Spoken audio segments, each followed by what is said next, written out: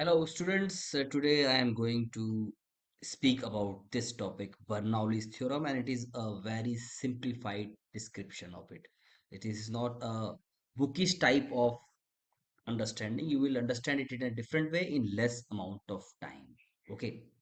So, coming to the topic, see, Bernoulli theorem is based on a fact that if all forms of mechanical energy of moving fluid are converted into potential energy, okay, in case a flowing fluid is there and it has sorts of mechanical energy with it, okay, in case you are converting all those energy contents into potential energy, then the total energy content can be found only by that amount of potential energy. No need to know all energy separately, all sorts of energy. In case hypothetically I am converting into potential energy, okay, then only by the help of amount of that potential energy I can judge that what is the total energy content of the flowing fluid. And we know this thing that potential energy P is given by mgh. M is mass, G is acceleration due to gravity, and H is height. Okay, so first of all, suppose that a flowing fluid is there and at a point the pressure is P. Okay, and by the help of this pressure how much potential energy can be developed. So let's check out that. We know this thing that P equals to rho gh. Okay, in case there is a column of fluid, then the pressure exerted at the bottom is given by rho gh. Rho is the density of fluid, G is acceleration due to gravity, and H is the height of that column. Okay, so HP is coming out to be P by rho G. That's all. This much height can be raised by the help of this pressure. Okay, so potential energy raised due to pressure will be equals to, we know the general formula is mgh. So over here it will be mghp. So simple. Now, in case the fluid has a velocity at a point that is V, okay, then it has also kinetic energy. Okay, so in case we are interested to find out that by the help of that velocity, how much potential energy can be developed, simple. Kinetic energy is this much, half mv square. So it is converting into potential energy, mghk. This k subscript is for the height raised due to kinetic energy. Okay, so this m can be cancelled out. So hk equals to v square over 2g. So potential energy raised due to the velocity of fluid will be equals to mghk. Okay, so by the help of pressure, mghp, by the help of velocity, mghk. Okay. Now simply we will learn the Bernoulli's theorem. Okay, over here you can see that there is a pipe and this is the inlet of the pipe. Okay, and fluid is flowing through it, and this end is at a height z from ground. This ground is called as datum at a height z, and m mass of fluid suppose is going inside, and ultimately it will come out with the same amount.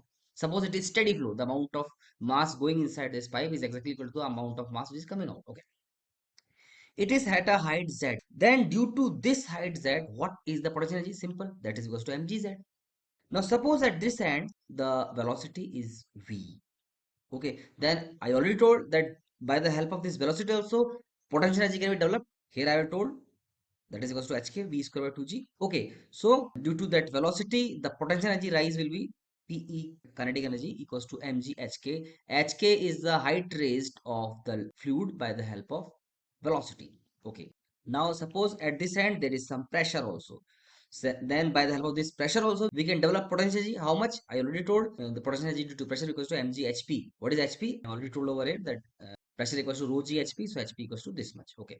Now, the total amount of potential energy which is entering inside this pipe equals to how much? The addition of all these three. So over here, total potential energy at entry equals to mghk plus mghp plus mgz. The addition of all these three. Okay. Now, the same analysis can be done at the exit of this pipe also.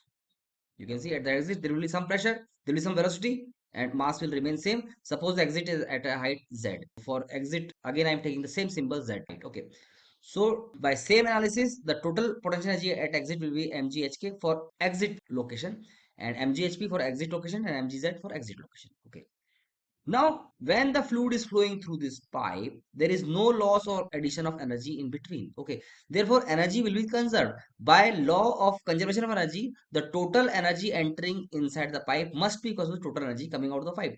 So, total energy going inside the pipe equals to this much. mghk, mghp plus mgz entry equals to the same at exit. Okay. So, this m is constant and g is constant. It can be taken out from left hand side as well as from right hand side. So this can be cancelled out. Ultimately, I am getting hk plus hp plus z at entry equals to hk plus hp plus z at exit. Okay. Now in case for entry and exit, I am using subscript 2. Then hk will be equals to v1 square by 2g. I already told that hk equals to v square 2g and hp equals to p by rho g. Okay. So hk equals to v1 square by 2g, hp equals to p1 by rho g plus z1, 1 for entry, and hk equals to v2 square by 2g for exit, and p2 by rho g plus z2. These are for exits. Okay. So they must be same. That's all. This is what our Bernoulli's theorem, which is based on law of conservation of energy. I already told that how we have found this, that in case the mechanical energy content of the fluid is converted into potential energy, all the mechanical energy content, then by the help of that potential energy only we can judge that how much energy content is there with that fluid. So by the help of that we have found this Bernoulli's theorem. Furthermore, this P by rho g is also called as pressure head. The name of this P by rho g is called as pressure head, and V square by 2g is called as kinetic head because it comes by the help of current kinetic energy, and Z is called as datum head. So these are the kinetic head, pressure head, and datum head at inlet, and these are the kinetic head, pressure head, and datum head at exit. Okay. Furthermore, that there are some ideal conditions in which accurately the Bernoulli's theorem is followed. Means when fluid is flowing, there must be no viscosity. Okay, because viscosity leads to energy loss, and there must be no other kind of loss, as well as the flow must be steady. Means the amount of mass which is going inside the system, the same mass is coming out per unit time. And irrotational flow means that there must be no rotational flow. The flow must be following a linear path. There must be no rotation at all. Okay. So hope by this small lecture you would have understood properly what Bernoulli's theorem is. Thank you.